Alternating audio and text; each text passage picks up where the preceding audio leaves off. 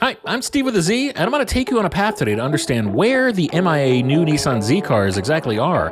There was a picture last week released at a port where there was 20 or so cars. We're going to find out where those are. I'm going to do an interview with Sean from Nissan, who's going to tell us a couple of things. A, how many are going to be produced, and B, where you can get one, and C, how you can get on his list to maybe grab one from him. So stay with us. Please like and subscribe to this channel for further information on the upcoming new Z release, as I will be posting more regularly than I have in the past.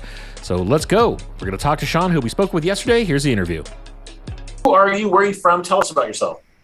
Yeah, so for those that don't know who I am, I'm a sales rep at a Nissan store here in Oklahoma City, or Nissan Central to be exact. I've been working for Nissan for 2 years now.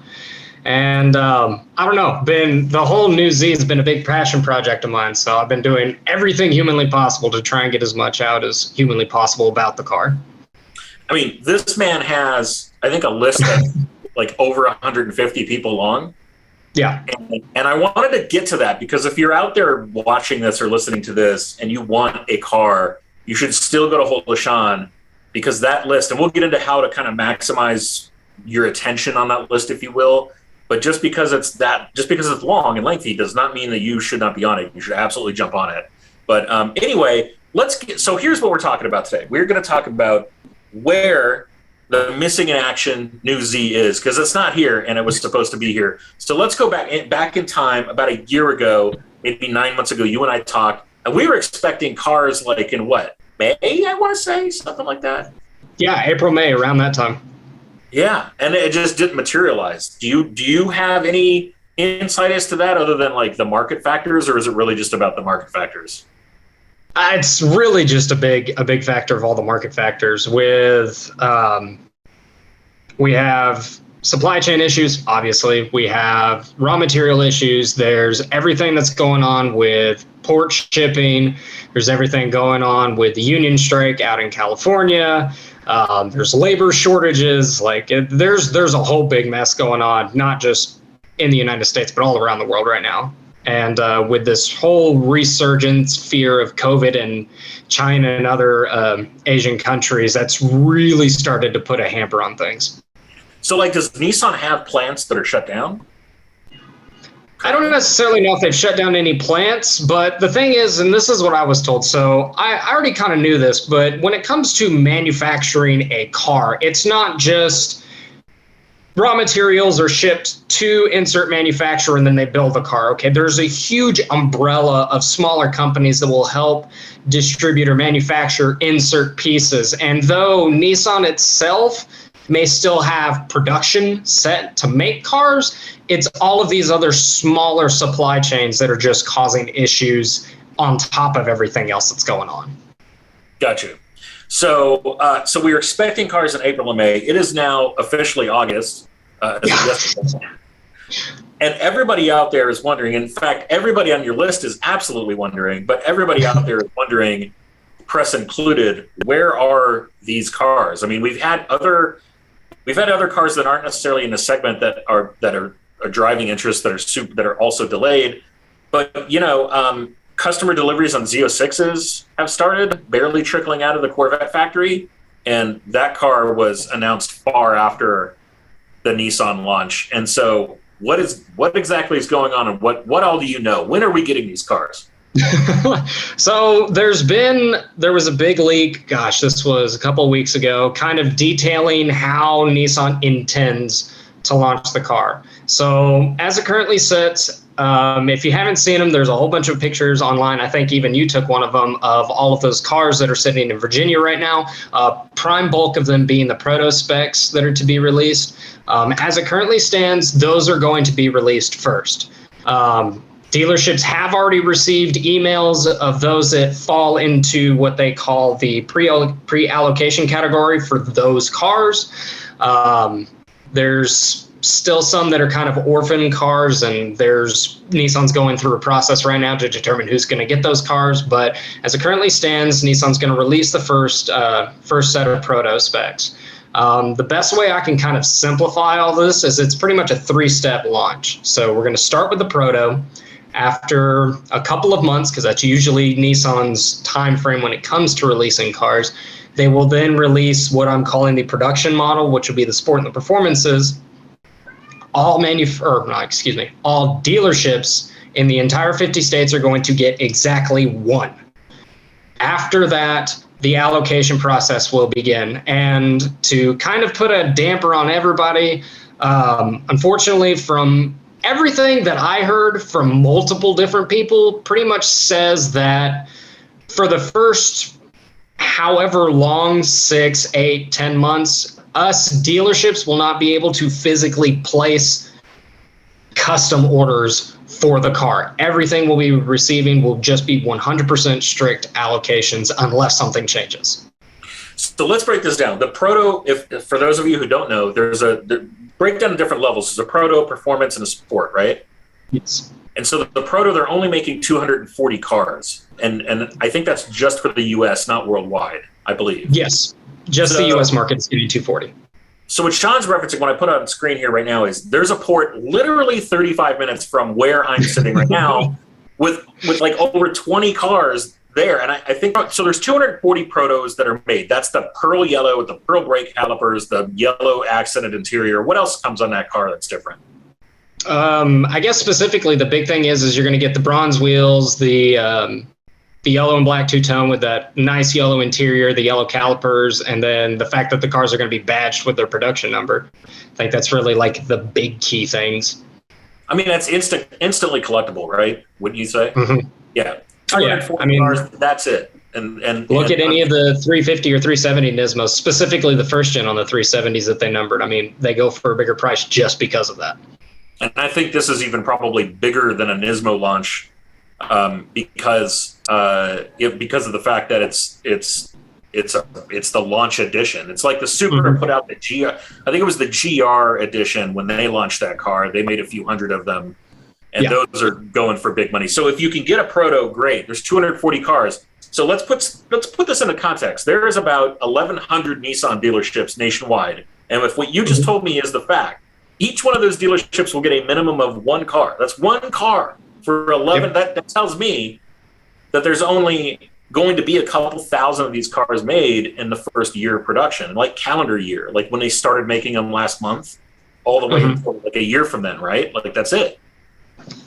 So crunching the numbers and trying to do my best to at least moderately accurately formulate how many cars we actually can expect to see in the market for what is pretty much going to be 23, which, by the way, by no means is any of this 100% factual. This is just me deducing from everything I've heard. But all dealerships set to get 1,000 cars, and then after that, I fully expect that in a 12-month time, Nissan will have a total of somewhere between 3 to maybe being optimistic 5,000 Z cars built for the entirety of 23. That is just so you know, context-wise, that is not a lot of cars. Like no, not at all. I mean, a typical first-year Corvette run is like 50,000 cars. The Z32 was 45,000 cars. The 350 was 50,000 cars. The 370 was 50,000. In that neighborhood. So for them to be willing and able to produce a couple of thousand units. I mean, there's no way they're going to make money on it. So, holy crap, that's pretty crazy. Now, you also told me dealers are going to receive a maximum of 7 cars total. That's if you're on the preferred gold or platinum list of dealerships in the country. That's all you're going to get? Is that what you think is accurate? So, maybe not necessarily the number being 7. However, your top 1% of Nissan dealers in the United States who are like generalized like Z car dealers who have a history of selling these cars well, high single digits by what I deduced. That's not very many cars, especially when you have, and I mean, every dealer has lists that are numerous, that are numering, or every dealer has lists into the 20, 30, 40 deep, I'm sure, for these cars. So everybody's scrambling. Easy. Trying. Have you talked to any other dealers other than that aren't in your network necessarily to see how many's on their list? I know a few people that work at various different Nissan dealerships across the United States, and with everything I've kind of talked with them, the attitude is very similar, that dealerships aren't particularly focused on the car because they know they're not going to get any. And so they're either A, not building these giant manifest lists like I have, or B, they're just going to kind of get what they get and then just sell it for whatever they intend to. It seems that every bit of like dealership side excitement that's been built about trying to get people into it is either due to having a history with the car or a specific individual who has a big passion for the car. Yeah, and there are dealerships around the country that are in that category. You know, there's a bunch out west, there's a bunch out east. You are in Oklahoma, and so if I'm sitting anywhere in the country, I can still buy a car from you. You'll ship it to me, right? 100%. Okay, so let's go back to not allocations, but for lack of a better term, allocations. Like, so you expect to get, like, you're going to get one car. Yes. You know, it's almost comical. You know, and there's going to be, 1,000 to 1,500 cars floating around the country at some point. Again, we don't even know. When will we actually see any cars at a dealership? When is day one? So for the Protos, day one should actually start coming up here pretty soon. I fully expect the Protos to start gradually trickling into dealerships, probably in about the next 30 to 60 days is realistically when we should start seeing that begin to take process. The fact that we're already starting to see them hit the United States means that Nissan will hold them for so long before they get the framework set up for how they're going to ship them, who they're going to ship them to. So that should start soon. Now, a little bit of a caveat with that is that when it comes to shipping the cars, that's the reason this rollout any rollout takes 2 to 3 months, is because getting them into the country, getting them set up in the system, and then sent out to their respective dealerships, this takes time. And so, yeah, there may be some dealerships probably close to where you are on the East Coast who start to get these much quicker than, say, those of us in the Central region, or maybe some on the West Coast. So it should start. And for the production models, I realistically see that one car per dealership start to happen probably by the end of this year, sometime around the October-November timeframe. That just seems reasonable. So most of the people watching this won't, I mean, it's not that they don't want a Proto, but they don't expect to be on the within the 240 list of, like, you know what I mean? It's somewhat unachievable for them to score a Proto, if you will. And let's face it, a lot of those cars are going to be, they're going to be pre-spoken for on one level or another. So you're sitting out there watching this interview. What should people do if they want a car? Like, what are some strategies they can employ to grab one of these early on? So this is becoming increasingly common, especially after I've been kind of letting this out to certain people, in that my biggest advice to anyone who is wanting to get one of these cars is find you anywhere between 1 to 4 different dealerships that you are comfortable working with. Make sure they are incredibly upfront. I've been super public about this. Any dealership that requires deposits before you can get a VIN or work out numbers or anything isn't worth working with. But anyways, get yourself in at least 1 to 4 dealerships, get your name on a list. That's your number one priority, is get your name on a list. It's going to take time, because for the average consumer, realistically speaking, we're not going to start seeing these cars till 23. And if you haven't already done the groundwork to get yourself one of these early models that's going to be in the few thousands, it's going to be a bit of time. It really most likely is, unless things change. Pray tell they do, but unless things change, that's the way it's looking. Now, I think this is a dealership level thing, this question, but are you allowed to take, or any dealership allowed to take, a deposit? Should you, as a consumer, be trying to get on a list and hand over $500 or $1,000 to stay near the top of that list, or is that really not something that's best practice?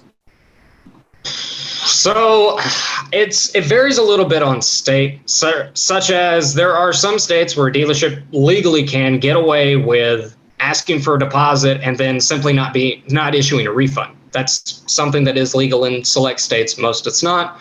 Other things, paying your way up to get one. I mean, that's almost kind of common practice in a way right now, just because, I mean, the difference between reasonable markup, which we talked about during our last interview, reasonable markup versus just straight price gouging, effectively that's what that is that you, insert individual, are willing to pay 5, 10, 15, whatever that number may be, grand over what the next individual is, pretty much secures you for that. However, I can say this much. So every single manufacturer has been trying really hard to crack down, not necessarily on markup because they don't have too much of a legal bounds to do so. However, the big practice is just what you said. People paying more to get the car early, or what's been an incredibly infuriating practice is people saying, oh, put a deposit down, we're not doing MSRP. I've worked with about a dozen people who've dealt with this, where they put a deposit down at MSRP. Now that the information's come out about how many cars are going to be made, oh, I'm sorry, but we're actually doing 10 grand over. There's a lot of cracking down that Nissan's trying to do to help curb that. How much it'll affect, I don't know, and what the details are, I don't know, but it is a big priority for Nissan corporate to try and control that, especially with this specific car, as much as possible. I was watching a YouTuber, Street Speed 717, up in near Philly, out Pennsylvania, and he was on the Z06 list, and his dealer called him back, and he was willing to. I think he said he was going to pay 10 over. Somebody correct me in the comments. And the dealership called him back and said, "Yeah, it's going to be $100,000 over." Like $100,000. Oh. Lord. You know, okay. and I'm going, okay, let me apply scale to that, because it's $130,000, let's say $125,000 car. This is half of that ish. What would that? Could you even fathom paying an additional $30,000, $40,000, $50,000 for a Nissan Z over sticker just to get it? And that's what's going to happen. What's your comment on that? Do you think that will be a practice? 100. So everything. So like I said, I'm working with over 150 people across 28 different states. And a big thing that I like to do is I like to try and grab as much information as possible. And so when talking with them, I ask a lot, what are some of the things that, especially in your local area, that is the reason you're doing business with me and not somebody else? And the number one primary reason is either A, because they don't know anything about the car, which is becoming less and less of an issue, but is what is becoming much more common, is B, just egregious markups. From everything I've deduced, the average markup on the Z right now is about 15 grand, and the most egregious number I heard was 35. I know a lot of people would be willing to pay 5, but I feel like that's most people's ceiling. And then when you finance these cars, is that an issue? Because there's just not enough room to find, it's not valued that high. So how you have to, if you're paying 10 over, you got to cop up to 10 grand. Is that right?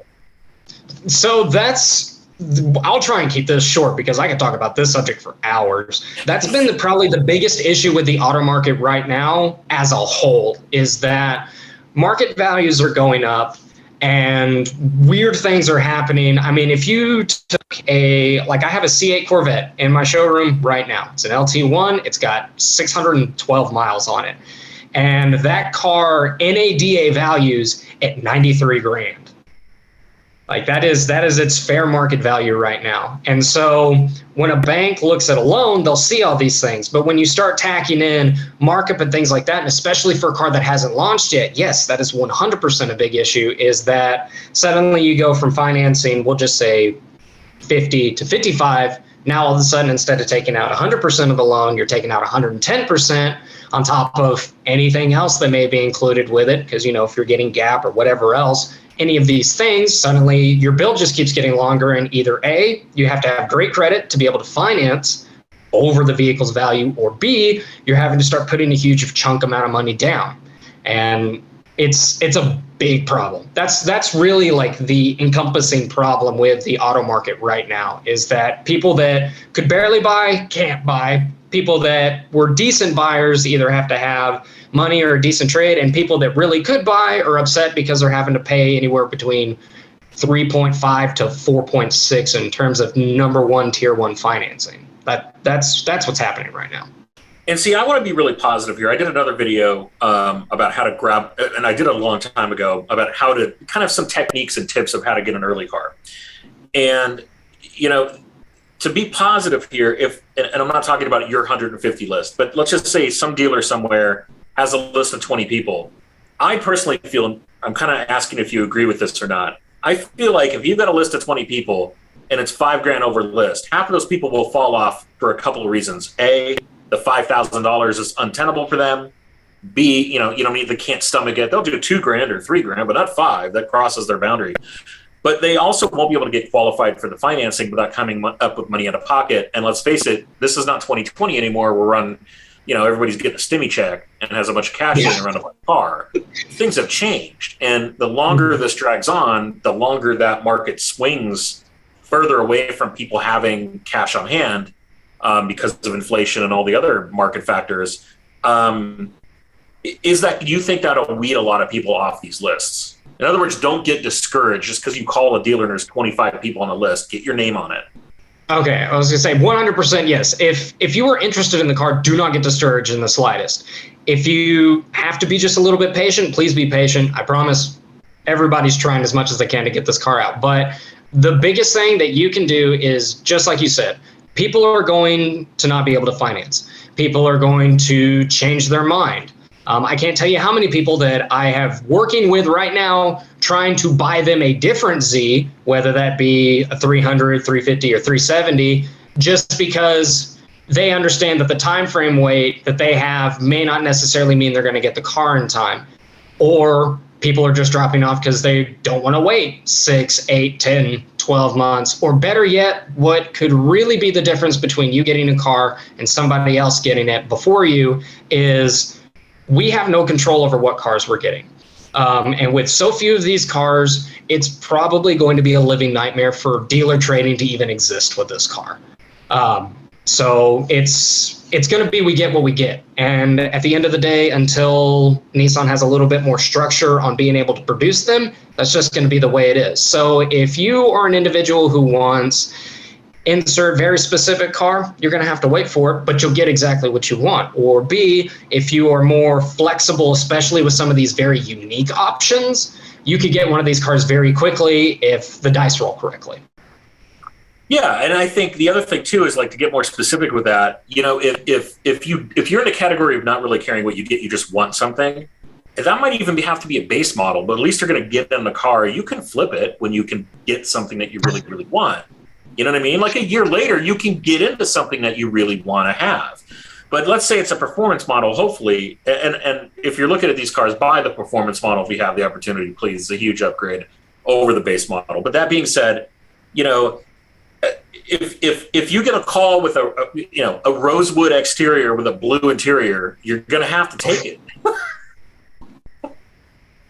Oh, thank God Nissan's not doing that one. But yeah, that's the way it is.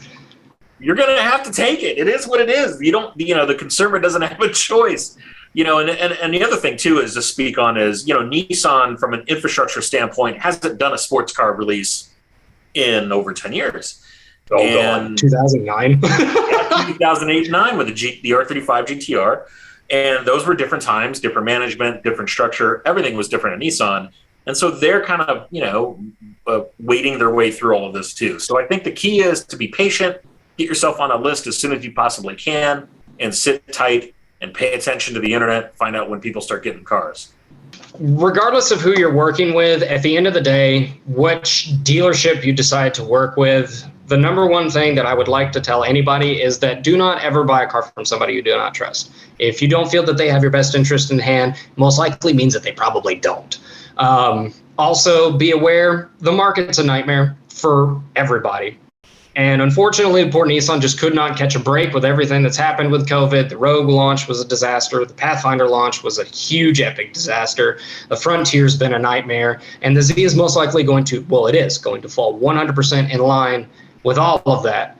And so it's not Nissan wanting to hold as many of these cars back to try and drive up the excitement of that. Okay, they've done a phenomenal job about making the car exciting just by building the freaking thing. It's until things begin to improve, this is just kind of what we have to live in, but not everybody is bad. There are people that have your best interest at heart, and if just like you, like everybody, there's a few people that are happy to help any way that they can. Well, that's it. I hope you learned something. I hope you got something out of that. I want to thank Sean for spending his time with me yesterday. I certainly learned some stuff. So if you want one of these cars, you heard basically what you got to do is start making some calls, get a hold of a dealer, watch my other video, which is linked here about how to get a car early, just in general, non-Z related. And I will see you next time. Keep the rubber side down, folks. Have a good one.